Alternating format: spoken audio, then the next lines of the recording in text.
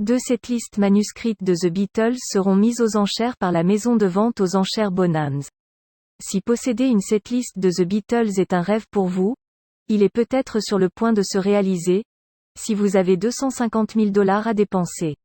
Il n'en existe que 8, et chaque pièce est estimée entre $150 000 et $250 000.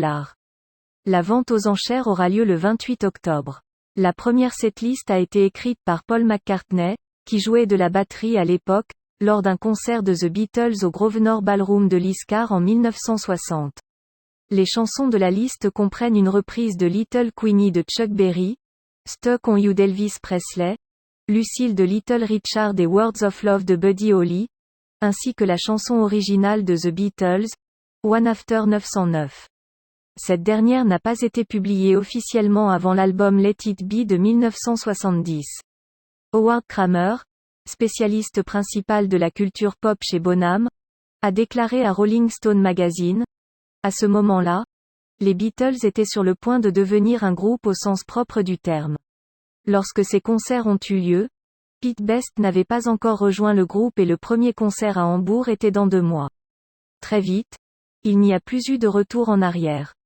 La deuxième setlist a été écrite lors d'un concert au Majestic Ballroom de Luton, en Angleterre, le 17 avril 1963, également par Paul McCartney. Les morceaux comprennent les succès de The Beatles Love Me Do et Please Please Me, les morceaux I Saw Her Standing There, From Me to You et Thank You Girl, ainsi que des reprises comme Long Tall Sally de Little Richard et A Shot of Rhythm and Blues d'Arthur Alexander. Howard Kramer a expliqué: cette setlist montre que c'est un groupe qui travaille et qui comprend son rôle d'artiste. Ce n'est qu'un set sur les 2 joués ce soir-là, mais on peut voir qu'ils équilibrent toujours leur propre travail en développement avec des chansons d'autres artistes et de sources diverses. Concernant la nature éphémère de la setlist commune, il a ajouté: les setlists ont généralement une courte durée de vie. Une fois le concert terminé, elles ont atteint leur but.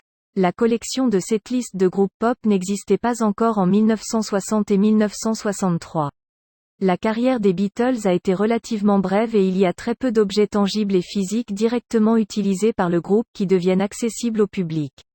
Les Beatles restent le groupe musical le plus collectionné, et ces 2 documents révèlent leur fonctionnement interne.